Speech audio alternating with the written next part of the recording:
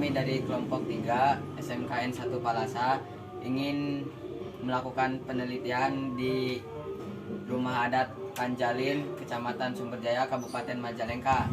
Di sini kami ditemani dengan juru pelihara. Oke. Assalamualaikum warahmatullahi wabarakatuh. Perkenalkan, nama saya Habib Kamarudin. Saya di sini sebagai jupel ataupun juru pelihara Rumah Adat Panjalin, yang kebetulan Rumah Adat Panjalin ini dikelola oleh Balai Pelestarian Cagar Budaya ataupun bisa dikatakan BPCB Banten. Jadi semua situs yang bernaung budaya, wisata ataupun purbakala yang berada di wilayah Provinsi Jawa Barat, DKI Jakarta, Lampung, dan Banten, pusatnya di BPCB Banten. Kebetulan saya di sini ditugaskan untuk menjadi jupel dari Rumah Adat Panjalin. Kapan berdirinya Rumah Adat? Untuk berdirinya Rumah Adat ini berdiri sekitar abad ke-14. Pada abad ke-14 itu Raden Sanata selaku santri dari Buyut Pagar Gunung melakukan mengembala ke daerah yang berada di tatanan Jawa bagian barat. Pada saat itu ditugaskan untuk menyebarkan agama Islam. Pada abad ke-14 tersebut Raden Sanata bertemu dengan Nyi Seruni yang notabene adalah putra ataupun putri dari Pangeran Syahroni yang bertugas menyebarkan agama Islam dari Keraton Kesepuhan Cirebon. Akhirnya dengan tujuan menyebarkan agama Islam dan membangun kehidupan, Raden Sanata mencoba meminang Nyi Seruni dan diberikan 3 syarat. Salah satunya yaitu sandang, pangan, dan papan. Salah satunya papan untuk mendirikan tempat tinggal, yaitu dengan cara membabat alas Panjalin atau bisa dikatakan alas rotan. Kegiatan apa aja yang ada di Rumah Adat? Kegiatan rutin yang masih dilakukan di Rumah Adat ada banyak. Contoh kecil seperti munjung, kegiatannya tiap bulan Syawal, dan karnaval budaya setiap tahun, yaitu tepatnya pada tanggal 31 Oktober. Itu adalah sudah menjadi bagian dari program ataupun agenda tingkat kabupaten, provinsi, ataupun tingkat nasional. Di samping itu banyak kegiatan-kegiatan rutin lainnya yang masih dilaksanakan di Rumah Adat ini, seperti Istighosa Sugro yang dilakukan tiap malam Jumat Kliwon, dan kegiatan masyarakat yang lainnya seperti ketika ada suatu hajat, entah itu hajat khitanan ataupun pernikahan ataupun membangun rumah, masyarakat sekitar berbondong-bondong hanya untuk meminta restu kepada leluhurnya agar diberikan kelancaran dalam melaksanakan hajatnya. Apa keistimewaan dari Rumah Adat? Keistimewaan Rumah Adat ini, semua bangunan ataupun bentuk fisik ataupun secara budaya ataupun secara sejarah mengandung hal-hal yang istimewa.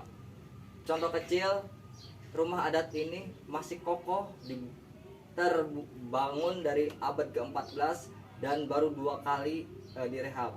Ini adalah salah satu cagar budaya satu-satunya yang ada di Provinsi Jawa Barat yang masih kokoh berdiri dari abad ke-14.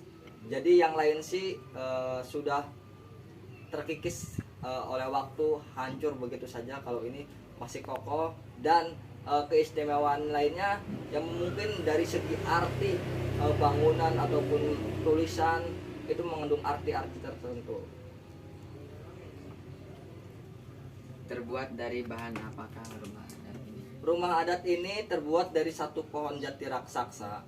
Satu pohon jati raksasa itu tanpa ditebang, jadi masih tumbuh ke akar-akarnya, dan sampingnya hanya di kuliti dan akhirnya dijadikan pondasi yang lainnya, dan dinding-dinding yang lainnya. Jadi dari satu pohon jati raksasa itu dijadikan 16 pondasi, mempunyai nilai pesan sosial tersendiri kepada masyarakat sekitarnya ataupun masyarakat Jawa Barat umumnya, bahwa seumpamanya sesuai dengan basic Raden Sanata, yaitu sebagai santri dari pesantren Pagar Gunung, jangan pernah kita meninggalkan 17 rakaat dalam satu ruangan. Itu patokannya dari satu pohon jati raksasa dijadikan 16 pondasi. Ini fungsinya apa, Kang? Mari kita lihat sini. Nah, ini adalah pusaka-pusaka peninggalan zaman dulu. Ini ditemukan pada sekitar abad ke-17 dari salah satu keturunan dari Raden Sanata, yaitu keturunan yang ke-8 yang bernama Buyut Sarte. Ini difungsikan sebagai benda pusaka yang mengandung spiritual yang tinggi, dan satu-satunya yang masih tersimpan ada keris, ada kujang, ada pedang, dan biasanya digunakan untuk mengusir dari suatu musuh. Nah, mari kita lihat ke sana. Sama hal seperti pusaka yang sebelah kiri, ini adalah pusaka yang ditemukan pada sekitar abad ke-17 dan 18, dan yang atasnya ini adalah busur panah yang dimiliki oleh Prabu Siliwangi kedua. Pada saat itu dilontangkan ke arah utara, yang sekarang tanah tersebut dikatakan Lontang Jaya dan Sumberwiro. Konon katanya tanah tersebut sebelum dilontangkan anak panah oleh Prabu Siliwangi, tanah tersebut tidak produktif, tidak menghasilkan air, tidak bisa dikelola, dan bahkan tidak ada manfaatnya. Tapi ketika anak panah itu dilontangkan ke sana dan ditemukan di arah utara, yang sekarang dijadikan nama Blok Lontang Jaya dan Sumberwiro, percaya tidak percaya tanah tersebut menjadi subur, menjadi produktif, mengandung air, dan bisa dikelola dan dimanfaatkan oleh masyarakat sekitarnya. Sini. Nah, ini adalah peninggalan era tradisional.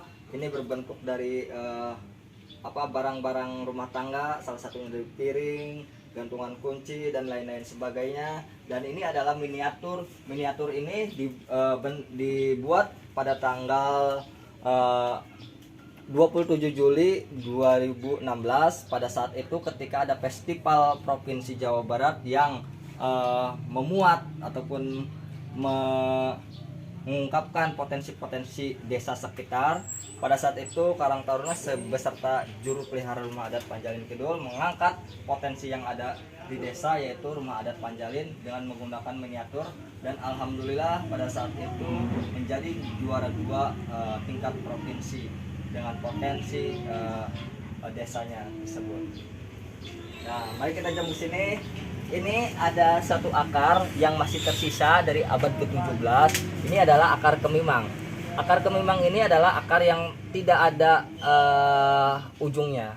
Sama halnya seperti angka 8 ataupun angka 0. Semua akar itu saling mengikat, tidak ada rambutnya kemana ataupun saling mengikat, saling menempel. Jadi paling aneh. Akar ini dulu konon dipergunakan untuk suatu ritual untuk mengusir musuh. Dan akhirnya ketika musuh datang ke alas Panjalin ini ataupun alas rotan ini, musuh tidak bisa keluar lagi dan mati di alas rotan. Nah, konon katanya akar kemimang ini sekarang akhir-akhir ini dipergunakan dalam suatu hal yang negatif, tapi ya jangan pernah kita menirunya. Konon katanya ada salah satu kelompok ataupun individu yang menggunakan akar ini sebagai pesugihan.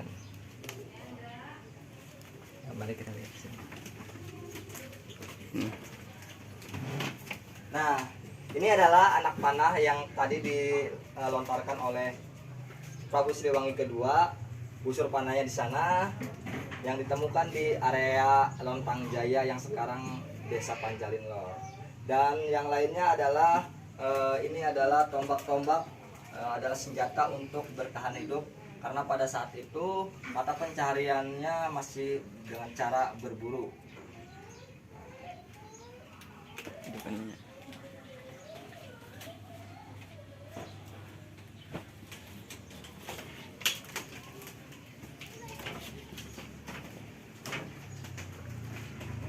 Tidak pun. Nampak.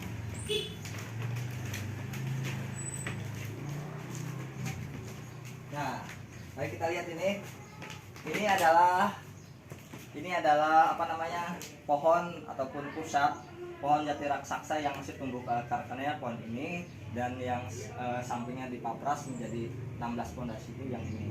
Ini dulunya masih diikat oleh kain putih yang dijadikan suatu kegiatan ritual masyarakat sekitar. Cuma berhubung karena basicnya yaitu agama Islam, takut musyrik, akhirnya dilepas. Ini adalah pusatnya sentral dari awal mula terbangunnya rumah adat ini dari pohon ini. Nah, kalau ini adalah lambang kesantunan orang Jawa Barat. Lambang kesantunan orang Jawa Barat dengan dilambangkan suatu petunjuk mengingatkan seperti ini. Ini adalah lambang kesantunan orang Sunda.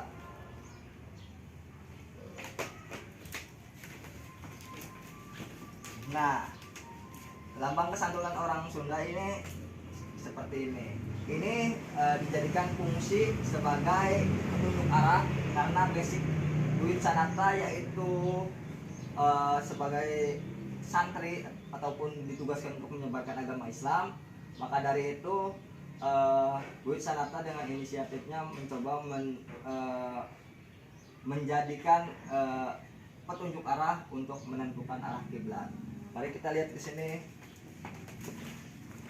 Nah, ini adalah bekas-bekas kayu ataupun meja dan kursi yang masih tersimpan di sini dijaga. Ini adalah ketika terjadi peperangan Kedondong yang dimotori oleh Buyut Sarte, Pangeran Cakrabuana, dan Ki Bagus Rangin dari Arjawinangun. Ini sisa-sisa yang ditemukan pada saat itu melakukan perundingan agar bisa mengusir penjajahan yang masuk ke area Jawa bagian barat.